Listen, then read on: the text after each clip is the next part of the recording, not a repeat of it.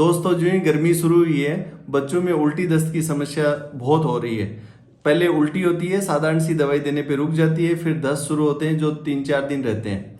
जिन बच्चों को माँ का दूध मिलता है, जिनके टीके बराबर लगे हुए हैं, जिनके घर की हाइजीन सैनिटेशन अच्छी है, उन और खून की कमी नहीं है, उन बच्चों के दस्त जल्दी रुक जाते हैं। लेकिन दोस्तों ये वायरल होता है, किसी भी डॉक्टर को ये नहीं मालूम होता है कि 2 दिन लगेंगे, 3 दिन लगेंगे। लेकिन अपने को ये ध्यान रखना चाहिए, कभी भी बच्चे को बोतल से दूध नहीं पिलाना चाहिए। मैं तो ऐसे समझाता हूँ, बड़े वाली बोतल घर को खराब करती है और छोटे वाली बोतल है वो बच्चे को खराब करती है। दोनों ही लगने के बाद में छूटना बहुत मुश्किल होता है, इसलिए अपने को बोतल से दूध नहीं पिलाना चाहिए, कटोरी चम्मच से पिलाना चाहिए। ऊपर का जो चीजें हैं, वो जो माँ का दूध पीता है उस बच्चे को तो 6 महीने पे, और जो ऊपर का पीता है उसको 4 महीने पे ऊपर की चीजें शुरू कर देना चाहिए। क्या शुरू करना चाहिए? घर की चीजें शुरू करनी चाहिए। खिचड़ी, दलिया, दाल का पानी, चावल, दही, ये सब चीजें शुरू करनी चाहिए। जो पैकेट में बंद चीजें आती है ना, वो सब बिकाऊ चीजें होती हैं। जो माँ के हाथ से बनता है वो सब प्रसाद होता है। तो ये अपने को ध्यान रखना चाहिए। दस्तों में सबसे जरूरी दवाई ORS का घोल होता है, ओरल रिहाइड्रेशन सॉल्यूशन। दोस्तों होता है क्या,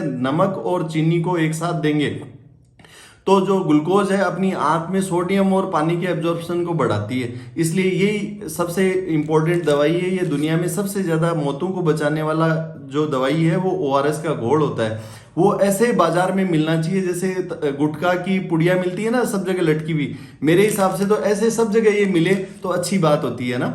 इसके अलावा अपने को अगर बुखार आ रही है तो बच्चे को बुखार की दवाई दे सकते हैं। टट्टी की जगह अपने को रगड़ना नहीं चाहिए। टट्टी में अगर खून आ रहा है तो उसकी अपने को माँ को फोटो रख लेनी चाहिए, जिससे डॉक्टर को मालूम चले कि उसके कैसा मतलब खून तो नहीं आ रहा है। दूसरी, उसकी स्मेल भी बहुत डॉक्टर को पहचानने में काम में आती है। दोस्तों हेजे की जो टट्टी होती है, उसकी हम कोलेरा जो बोलते हैं, उसकी टट्टी की स्मेल बहुत टिपिकल होती है। हम एक बार बच्चे को दूर से ही उसकी स्मेल से ही पहचान लेते हैं कि इसको हेजा हो रहा है कि नहीं हो रहा है। पहले इंग्लैंड में क्या करते थे, नर्स की आंख में पट्टी बांध देते थे और फिर उसकी सारे बच्चों की स्मेल लेती थी वो, और वो स्मेल से ही बता देती थी कि ये वायरल डायरिया है, बैक्टीरियल डायरिया या हेजा हो रखा है। वो स्मेल, बच्चे की टट्टी की जो स्मेल होती है उसकी बहुत इंपॉर्टेंस होती है। इसके अलावा अपन को ज्यादा से ज्यादा ORS देना चाहिए। जिंक होता है, जैसे हड्डियों के लिए कैल्शियम होता है, ऐसे दस्त और न्यूमोनिया के लिए जिंक होता है।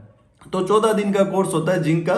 सभी माताओं बहनों को ये ध्यान रखना चाहिए, जब भी उनके बच्चे के दस्त लगे तो ORS का घोल और जिंक है वो जरूर देना चाहिए।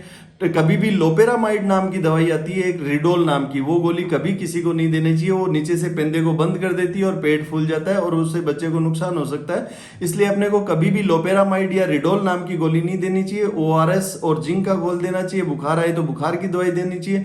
और जिन बच्चों के टीके नहीं लगे हुए हैं उनके रोटा वायरस का टीका अपने को सभी को लगवाना चाहिए। माँ का दूध देना चाहिए, बोतल से दूध नहीं पिलाना चाहिए, साफ सफाई का ध्यान रखना चाहिए। और दस्त इस टाइम पे सबसे खास ध्यान रखिए। कैसे मालूम चले कि बच्चे में पानी की कमी है? अगर बच्चे का ये तालवा नीचे बैठ गया, आंखें अंदर की तरफ धस गई, उसकी जीभ है वो एकदम सूख गई, उसके आंसू नहीं है, या अंदर अंगुली डाल के देखोगे मुंह में तो एकदम सूखा पड़ा है, पेट है वो अंदर पिचक गया है, तो हो सकता है आपके बच्चे में पानी की कमी हो। सबसे इंपॉर्टेंट ये ध्यान रखना चाहिए कि बच्चे के पेशाब लग रहा है कि नहीं लग रहा है। अगर बच्चे के पेशाब लग रहा है तो पानी की कमी नहीं है। अगर पेशाब नहीं लग रहा है तो अपने को तुरंत ध्यान देना चाहिए कि अपने बच्चे में पानी की कमी है। धन्यवाद।